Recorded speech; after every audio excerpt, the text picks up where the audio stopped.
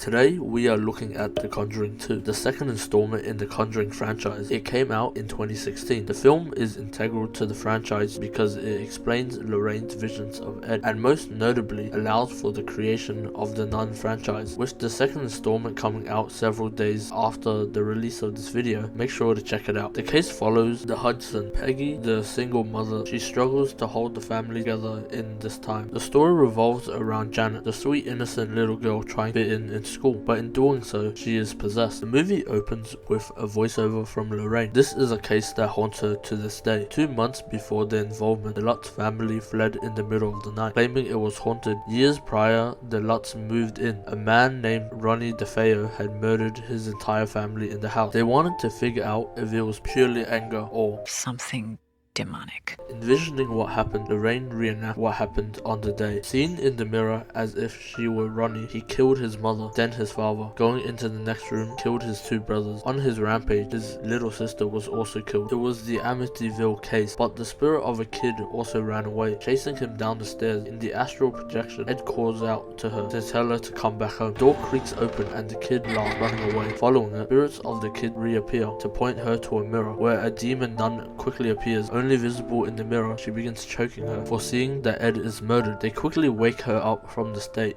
This is as close to hell as I ever want to get. A freeze frame appears to explain that the Amityville haunting catapulted them into the public eye. A different haunting that was thousands of miles away, Enfield, England, would become the Warrens' worst case. 3 years later, in Enfield, England, Janet and Camilla are smoking outside, talking about Keith French, a boy in their class that they have a little crush on. When she hands back their spirit board, they are interrupted and scolded for smoking. Heading home, Billy, the youngest, has a stuttering problem. He gets bullied for it, but Camilla saves him. Billy, what? Are you talking about your mum? The 4 kids walk home: Janet, Margaret, Billy, and John. Peggy, their mother, is late on bills. On top of that, she gets a call from the headmistress saying that Janet got caught in school for smoking. In fact, she wasn't. Her friend handed her the cigarette to hold, and they don't have money to buy the biscuits that Billy loves. No, Billy, I didn't get any bloody biscuits because we don't have any bloody money! Oh, but she did get biscuits. How sweet. Getting ready for bed, Janet uses the makeshift Ouija board they made at school. Proclaiming that it worked, they decide to conjure up some spirit. Is Dad ever coming home? Oh, that's a little too deep. This one. Are there any spirits here that want to communicate with us? Doubting the board, Margaret decides to go to sleep. She places her clothes away, disappointed. Janet places the board under her bed. Sleeping, Janet falls into another room. They hear banging on the door, and it wakes up Margaret. Opening the door, Janet walks in, muttering that she didn't knock on the door. The next day, Peggy debates punishing Janet for smoking, but she knows Camilla influenced her. Peggy is struggling financially, being able to barely buy biscuits. Now the laundry machine is broken. On a TV show, Ed and Lorraine are brought on as real-life ghost hunters. However, Dr. Stephen Kaplan doesn't believe them. He doubts that the Amityville case was haunted. The Lutz family made everything up so they could profit off of all the publicity. Ed is annoyed. Unprofessionally, he walks off set. At the house, Janet and Billy practice the Crooked Man nursery.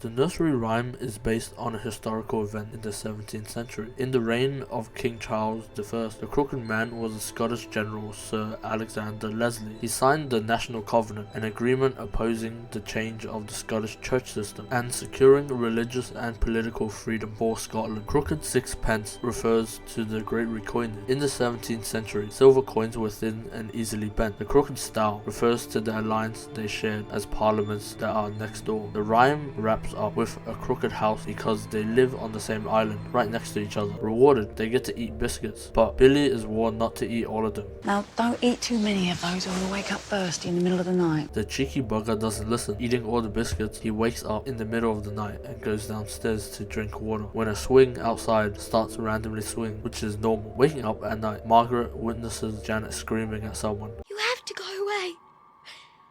You're the one trespassing! Alarmed, Margaret helps Janet back to bed. Walking back to bed, Billy passes someone on the couch. Going upstairs, he bumps into a fire truck toy. Turning off the siren, he kicks it into the tent and goes back to bed. But the siren turns back on and starts playing. The truck rolls back in. Getting out, he pushes the truck back into the tent. Waking his mum up, they check on the tent to find nothing is there. The fire truck scene holds tension perfectly. When Billy goes back to his bed, he checks the tent once, then twice, then 3 times. Focusing on the tent, Billy is now out of frame. He gets back in to check one more time. In typical horror film, a jump scare would occur on the first or second shot. James Wan, the director of Conjuring 1 and 2, deliberately did this to create an atmosphere of ominous but immediate danger. The possibility of violence adds a lot to it. I don't think you necessarily need to go there all the time. I think it's okay to sort of touch upon it, but I think the promises that something bad could happen, I think that's much more frightening. Hearing the floors creaking downstairs, Peggy sends Billy back to his room. Walking down the stairs, she finds Janet rocking in the chair. Waking her up, she takes her back to the bed. Sitting on the couch the next day, Janet watches a show. Answering a call, Peggy checks in on her from work. Thunder disrupts the TV signal and she goes to fix the antenna. The remote lifts up magically. Talking to Ed, Lorraine recognizes his painting from her vision at the Amityville Case. Worried, Lorraine wants to stop doing cases for the time being. At the Hodgson's family house, Janet makes a contraption to stop herself from sleepwalking. Late at night, Janet hears noises downstairs. She goes down to find the rocking chair. Running back up to her bed, she hides. She wakes up Margaret in the process. Their beds start to shake. Screaming ensues. It wakes up Peggy when she investigates the room. She finds a Ouija board, immediately ripping it up. A cabinet flies towards the door, locking it. The family runs in the dead of night to the Nottingham residence. Vic and Peg Nottingham helped them out for the night. Investigating the house, Vic couldn't find anything in the house. Police arrive to check around the house. Hearing something in the walls, they use a chair, assuming it is probably rats or crickets, but the chair flies back to the table. Leaving, the police tell them to file a report for help, advising them to contact a priest nearby to bless their house. In real life, this incident did actually happen. The 2 policemen did in fact see a chair levitate and move towards a table, but they opted out of it because it wasn't police business and more for the church. At the Warrens' residence, Lorraine meets the nun again. Waking up from her vision, she realizes something is wrong. A news reporter approaches Peggy to ask for an interview, telling them that the story on television will garner help for them. They bring in a specialist, Morris Gross, an engineering consultant who doesn't believe in paranormal activity. They begin to interview Janet and Margaret. Initially skeptical, they begin to call out for the ghost to come out. Still skeptical, they begin to think that it is a hoax. Nothing. Well, it isn't a jukebox, is it?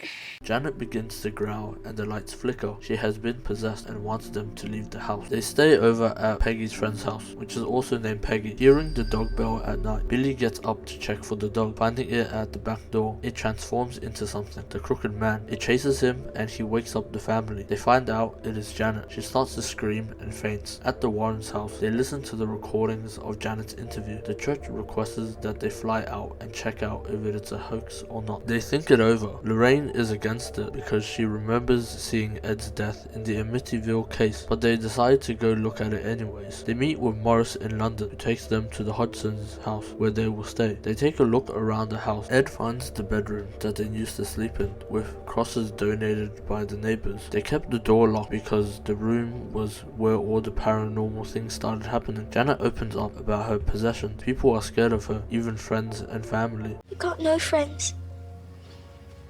No place I can go to. The film reveals a soft undertone of what it feels like to be alone. Though far from solitude, Janet is an outcast. Lorraine always felt the same way. With people that never believed in her clairvoyance, she married someone who did. In the house, Ed endeavors deep into the family's past, finding out that Peggy's ex-husband had twins with the woman around the corner. He took all the music the day he left. I know it must feel like that No, sometimes. I mean, literally, he took all the records. My kids used to love listening to his Elvis collection. The underlying jokes in the film play a big part. It shines a light on personality in a horror film. Executive director James Wan's major factor for coming back to film for The Conjuring 2 was because of Vera and Patrick. I just love working with Vera and Patrick. You know, those two are so much fun on set to work with. They're kind of like kids, you know. When I cold cut, they would just sort of, you know, just joke around amongst themselves, and you know, we just have fun, and it does help. You know, that kind of like lighter atmosphere really does make a big difference. You know, filmmaking can be very challenging and it can be very extremely stressful. But if you have people that you like, that helps it tremendously. They decide to interview Bill Wilkins, the spirit possessing Janet. Facing it doesn't work, so they turn around. The amazing part about the transition is the spirit manifested itself in the scene. The interview did actually occur, with Ed, Lorraine and Morris believing the sound of the crooked man coming from behind Janet. Staying with the Hodgson, they are still skeptical of the idea that they are possessed. Meeting with investigators, they are given pictures from motion capture cameras. It caught a picture of Janet's supposed haunting. These pictures were all real. They attracted neighbors to donate the crosses and gained notoriety for the news reporters to ask for an interview. Conversely, skeptics theorized that she could have just been jumping instead of being possessed. The way her knees are bent, the upright position of her body, it looks like she's just jumping. They agreed to continue staying with the family, citing that they believe the possession is real. Bringing the entire family back together, they buy vinyls to liven up the house, but the turntable doesn't work, turning the damper mood into a better one. Ed busts out his Elvis impression. Wise men say. Afterwards, they set up cameras to get proof so that the church can get exorcists down there to help them. Morris smokes outside, revealing that he is only skeptical because he doesn't believe in spirits. After his daughter died, he started getting apparitions of his daughter trying to communicate to him. But if Janet's case is true, she could have actually been. That's why he wants to prove it is. In the basement, Ed goes down to help fix the washing machine. He saves Peggy from the crooked old man. He matches the teeth bite to the teeth found in the water. In the living room, the kids get to decorating, while Janet gets more scared from a voice in the kitchen. Fed up, Johnny is a big boy and decides to investigate what is going on. Remember what Mr. Warren said? We can't let bully us. This is our house. She teleports next to him. The house turns into a mess. They rush into the room to find Janet missing. Following the sound, they grab her out of the electrical box, calling for the Warren. Anita, an investigator, shows them footage of Janet faking the incident. Hearing all of this, Peggy kicks them out while Janet cries on the couch. Morris begs for the Warrens to give her another chance. But sometimes you need to make a leap of faith. Believe when nobody else will. With that, he walks off. Vic sees them off. Margaret and Billy question why she would fake an incident and if it was all a lie. It said it would kill you if I didn't make them leave. Piecing everything together, they play the two tape recordings side by side of Bill.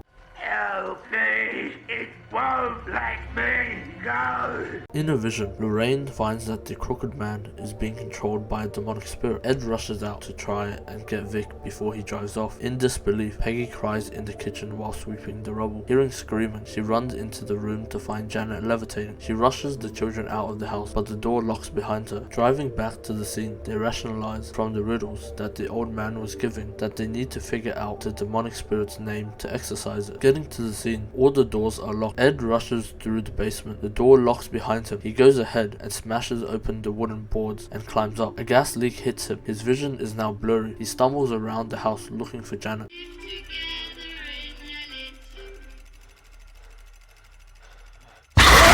Outside, Lorraine gathers the name from her Bible.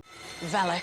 A lightning strike knocks down a tree, forming the impaling stick from her vision that would eventually kill Ed. James deliberately chose a two-story building to make it look realistic, creating long-form pans added to the typical James 1 jump scares. We built a two-story house inside a soundstage so that we can literally follow actors up and down the stairs, and also and also that way it feels more like a real house. Meanwhile, Lorraine gets into the house. Ed grabs Janet before she jumps off. He clings to the curtains for dear life. Valac appears from the darkness and knocks Lorraine back from helping.